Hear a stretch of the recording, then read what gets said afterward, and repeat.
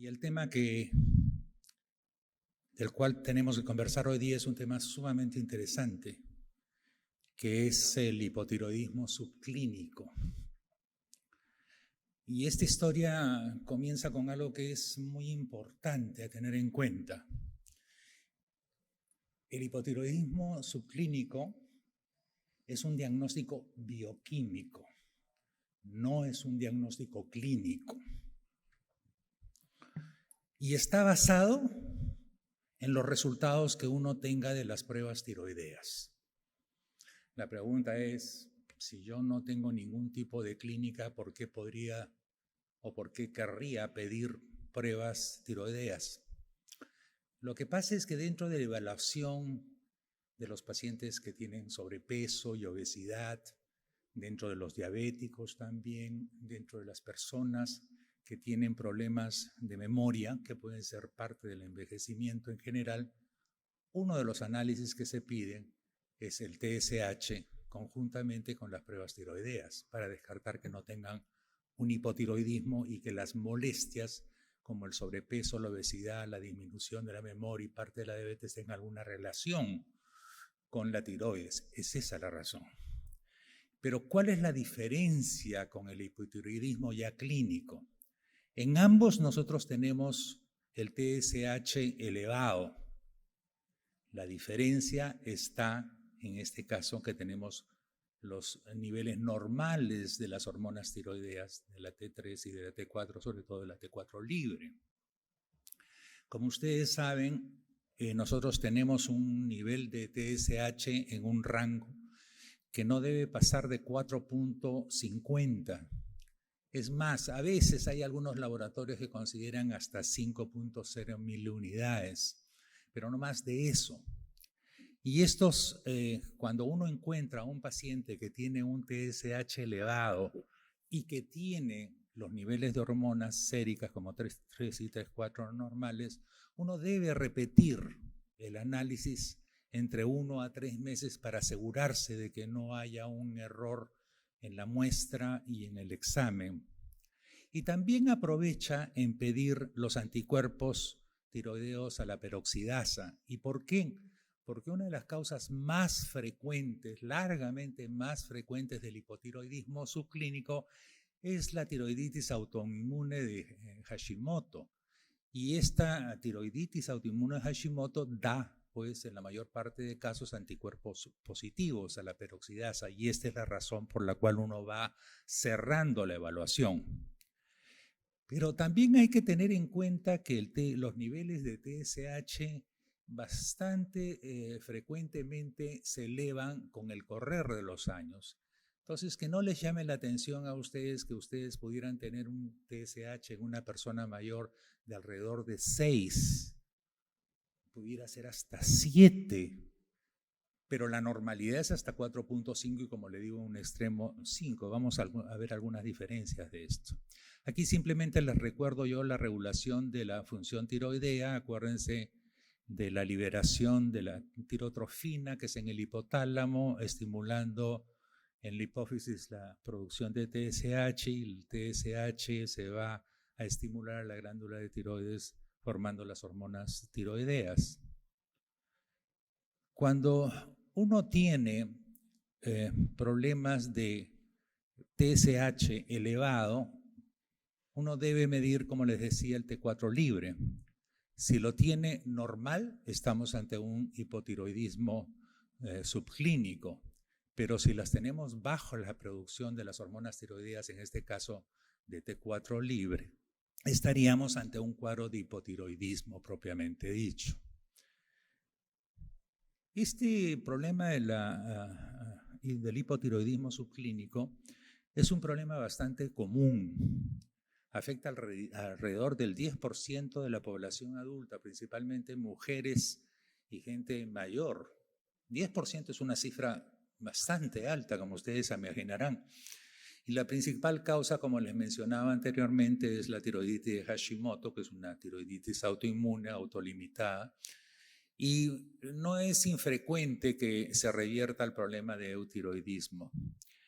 Puede ser asociado con un incremento del riesgo cardiovascular tanto de falla cardíaca como insuficiencia cardíaca, como enfermedad coronaria, y también se incrementa la mortalidad cardiovascular.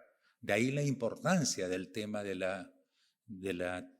hipotiroidismo subclínico, porque si no tuviera este tipo de problemas, pues de repente no le daríamos mucha bola en este entierro, como decimos nosotros. Y lo que le mencionaba inicialmente, usualmente no tiene síntomas. En algunos casos se pudiera ver una forma de cansancio de la persona o sus conductas alteradas, sobre todo irritación o apatía, pero que no necesariamente son síntomas llamativos. El diagnóstico diferencial que tenemos nosotros de hipotiroidismo subclínico es bien grande. Tenemos todo un subgrupo debido a una falla tiroidea leve, y ahí está la tiroiditis Hashimoto. Cuando la terapia de reemplazo en un hipotiroidismo es incompleta, ustedes van a tener un TSH elevado y ya las hormonas, el T4 libre normal, o siguiendo una lobectomía tiroidea, o siguiendo tratamientos con drogas o radioterapia por problemas de tiroides en general. También cuando hay una radioterapia a nivel sistémico por un problema de neoplasia de cuello, por ejemplo, desórdenes infiltrativos como la amiloidosis y la tiroiditis Riedel, que es una tiroiditis subaguda, con los desórdenes también siguiendo episodios de tiroiditis aguda. Y ojo, porque esto sí puede ser bastante frecuente para nosotros los clínicos, inducida por drogas. ¿Y cuáles son estas drogas? El carbonato de litio, ojo, el amiodarona, que es un antiarrítmico, el interferón alfa, que se utiliza en varias entidades, inclusive oncológicas. También tenemos el subgrupo de elevaciones transitorias fisiológicas que se pueden producir en los niveles de TSH. Una recuperación después de una severa enfermedad no tiroidea, la recuperación durante varias formas de tiroiditis, siguiendo al retiro de una terapia con levotiroxina crónica en un paciente individuo que era eutiroideo. Y ojo, esto quiero remarcarlo porque en muchos pacientes que tienen sobrepeso o que tienen obesidad sin tener enfermedad tiroidea, algunos médicos equivocadamente, a mi juicio, les dan levotiroxina. Le producen una especie de hipertiroidismo. Y uno tiene un gran problema con ese tipo de pacientes porque trata de definir si tiene o no tiene el problema. Y a veces ya están reseteados, por lo tanto a veces quitarle la levotiroxina puede ser también un problema. Y también hay un incremento estacional, diríamos nosotros, también en el TSH. El tercer subgrupo de diagnóstico diferencial, que son causas comunes, las personas mayores, como les decía, sin que tengan enfermedad tiroidea, el incremento en pacientes que tienen una marcada obesidad con un índice de masa corporal de más de 40. Causas incomunes pueden ser los resultados anómalos de laboratorio debido a los anticuerpos heterofílicos, la insuficiencia suprarrenal no tratada también puede ser una causa de que el TSH lo podemos tener un poco elevado. Entonces es interesante. Y miren la evolución del hipotiroidismo subclínico. Las columnas de arriba al costado, en el caso de ustedes, en el caso derecho, ven ustedes que hay un grupo, grado 1, de pacientes que tienen TSH 4.5 a 6.9, el grado 1 que tiene 7.0 a 9.9, que está dentro del cajón azul, y grado 2 que están de 10 a 19.9 de TSH. Y vean ustedes cómo en estas dos columnas, en la azul y en la roja, a diferencia de la primera, cómo hay un incremento de enfermedad coronaria de los eventos, de insuficiencia cardíaca, de eventos con accidentes cerebrovasculares, con accidentes cerebrovasculares fatales. No hay un problema de fibrilación auricular, hay un problema de incremento de fractura de cadera, hay un incremento de la fractura de la columna vertebral.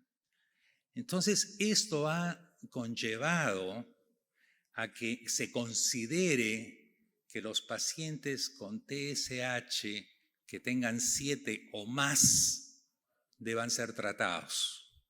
Esto con mucha discusión, pero en aquellos que tienen menos de 7, ojo que estoy hablando de hipotiroidismo subclínico, no estoy hablando de hipotiroidismo propiamente dicho. Uno se encuentra con estas cifras de estos estudios que dicen, oye, acá hay un mayor riesgo de insuficiencia cardíaca, de enfermedad coronaria, de accidente vascular, de determinadas fracturas. Entonces, esto sí amerita tratarlo. Entonces, cuando uno hace el diagnóstico de esto, tiene dos grupos de pacientes, aquellos que son menores de 65 y otros que son mayores, iguales o mayores a 65, y la conducta usual en aquellos pacientes que tienen menos de 65 años y que tienen menos de 7 es no tratarlos, pero ahí completar la evaluación y hacerle un seguimiento periódico. Y la evaluación, acuérdense ustedes, está en la medición de los anticuerpos a la peroxidasa. Si ya los pacientes, y en los pacientes mayores de 65 años de ninguna manera el tratamiento cuando están en menos de 7. Cuando están en 7 a 9.9, ya los pacientes menores de 65 años deberían recibir tratamiento en la medida de que ellos tengan factores de riesgo para enfermedad fatal o para enfermedad coronaria y cerebrovascular. Y en los adultos mayores hay que considerar esta posibilidad, o sea, no es tan rígido, uno puede darlo o no puede darlo. Eso es lo que se llama medicina individualizada, medicina centrada en la persona, ¿no? El médico tiene que tener muy claras las características del paciente para ver si le da o no le da tratamiento en estos casos donde los resultados no son concluyentes de los estudios. Pero lo que sí, digamos, cuando uno tiene un TSH mayor de 10, no duda, pues, sobre todo si tienen factores de riesgo en darles tratamiento. Entonces, el manejo es básicamente lo que hemos conversado y cuando se inicia tratamiento, uno tiene que, sobre todo cuando son personas mayores de 65 años, con muchísimo cuidado el incremento de la levotiroxina. Uno debe comenzar con 1 a 1 microgramo por kilo de peso. En pacientes más jóvenes puede comenzar de 1.5 a 1.6.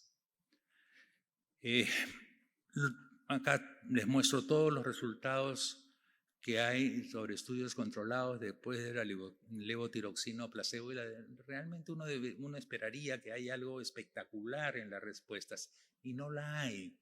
Por lo tanto, es un tema donde ustedes siempre van a ver discusiones si deben o no deben ser tratados. Entonces, tienen que aplicar su criterio clínico en base a los factores de riesgo, en base a la enfermedad, en base al seguimiento que ustedes le puedan hacer a ese tipo de paciente. Porque un paciente que ustedes tienen duda, pues síganlo en cada 6 meses o anualmente con sus niveles y vayan viendo si se van sumando factores de riesgo u otros problemas en ese tipo de pacientes. Nunca se olviden de eso. El criterio clínico es fundamental, sobre todo cuando hay cierta discrepancia en los resultados que uno encuentra en la literatura mundial. Entonces, estos son otros trabajos, todo es lo mismo básicamente de lo que les he mencionado yo. Es muy pobre la diferencia de resultados realmente en estos grupos.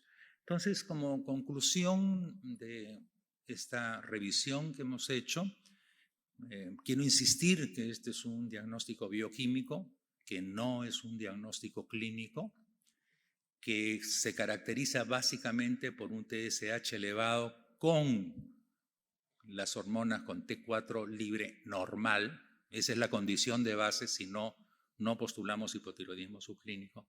necesita confirmación, nunca se olviden de eso. Yo me he encontrado con pacientes que de repente estaban en 7 u 8 y uno les repite el análisis a los 3 meses y de repente ya no está en 7 o 8, sino el paciente está en 6. Y en otros casos puede subir y se va aclarando porque son pacientes que van al hipotiroidismo o se mantienen en eso. Entonces es bien importante el seguimiento y eso tienen que explicárselo ustedes a los pacientes.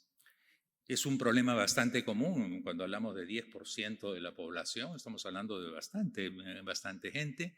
Acordarse siempre de que esto es más frecuente en mujeres y en personas mayores, usualmente, que reitero, sin síntomas. Hay un incremento del riesgo cardiovascular y eso es lo que llama la atención para la decisión del tratamiento. Y la evidencia pues limitada terapéutica es bien discutible. Pero usualmente nunca tratar cuando el paciente tiene un TSH de -7. Entre 7 y 10, valoren ustedes si es importante hacerlo en relación a los factores de riesgo cardiovascular y cerebrovascular que pueda tener el paciente. Estas son algunas referencias interesantes últimas que les puede ayudar a mejorar el conocimiento de lo que hemos conversado el día de hoy. Y quiero agradecerles la paciencia de haberme escuchado en estos minutos. Muchas gracias a todos.